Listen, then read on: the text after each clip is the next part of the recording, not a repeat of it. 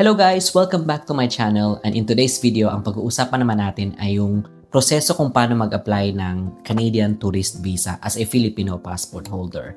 So sa video na ito, ang pag-uusapan natin is yung mga documents na kailangan, yung mga babayaran, at pati na rin yung proseso sa pag-apply ng visa sa Pilipinas. So kung interested ka sa video na ito, please don't forget to like this video. You can also subscribe to my channel para updated kayo sa aking future uploads. At you can also share this video to your friends, lalo na dun sa mga nagbabalak mag-apply ng Canadian Tourist Visa as a Filipino passport holder. So stick with me in this video at pag-uusapan natin yun ng step by step. So ang una nating i-check is yung ating eligibility. So yun yung step 1 natin is to check our eligibility. So alamin din natin kung ano yung TRV. Una, alamin natin kung kailangan ba natin ng temporary resident visa or yung TRV. But ano nga ba yung TRV?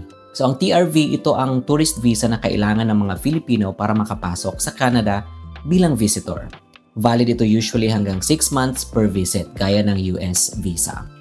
So kung may valid US visa ka or nagkaroon ka ng Canadian visa in the last 10 years, pwede kang mag-apply via ETA o yung Electronic Travel Authorization. Hindi mo na kailangang dumaan sa mahigpit na proseso.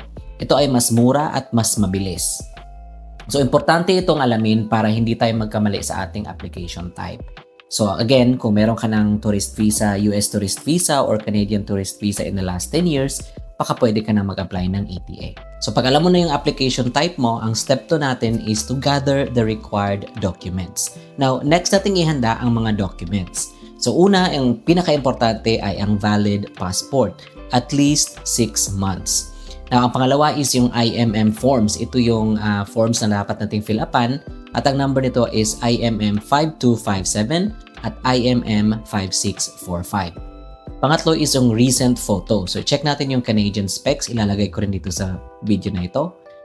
Proof of funds, bank statements, payslips. Next is employment proof. Kung meron tayong certificate of employment, tax documents, travel itinerary like flights, hotel, invitation letter kung may kamag-anak tayo sa Canada. At ihanda na rin natin yung NBI clearance for travel abroad. So, dapat kumpleto itong mga documents nito para mas mataas ang ating chance na ma-approve.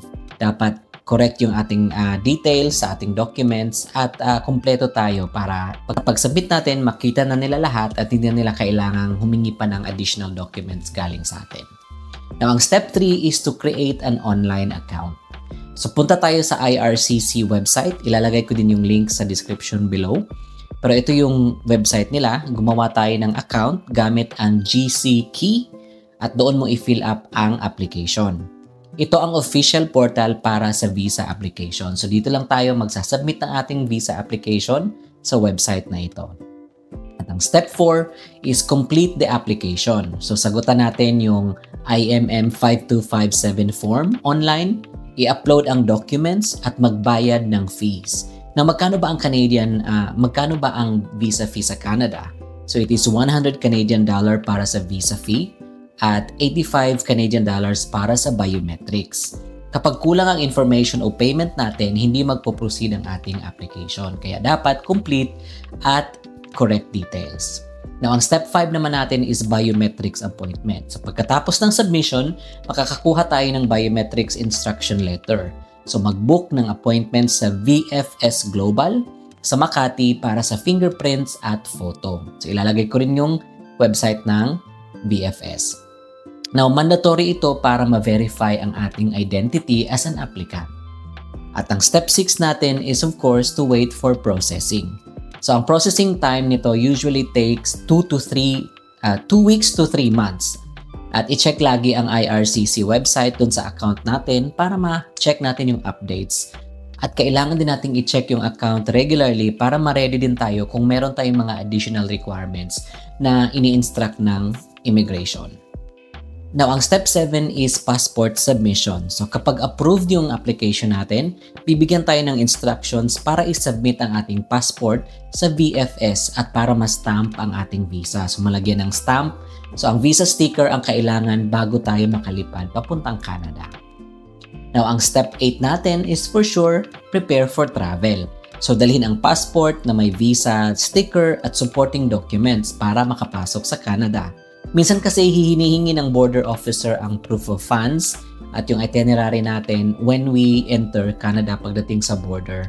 Okay, i-check na lang yung mga documents. So para walang hassle sa entry, kailangan dalhin natin yung mga documents na ito at i-present natin kung hihingin nila.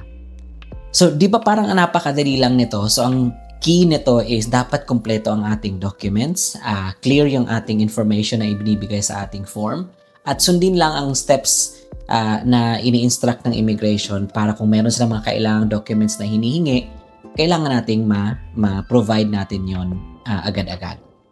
So kung meron tayong mga questions about this process, kung meron kayong mga specific concerns, mailalagay akong number dito para makapag-inquire kayo either sa VFS or sa Canadian Immigration Office sa Manila.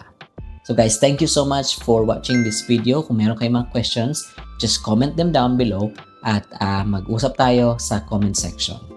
Thank you guys and have a good day.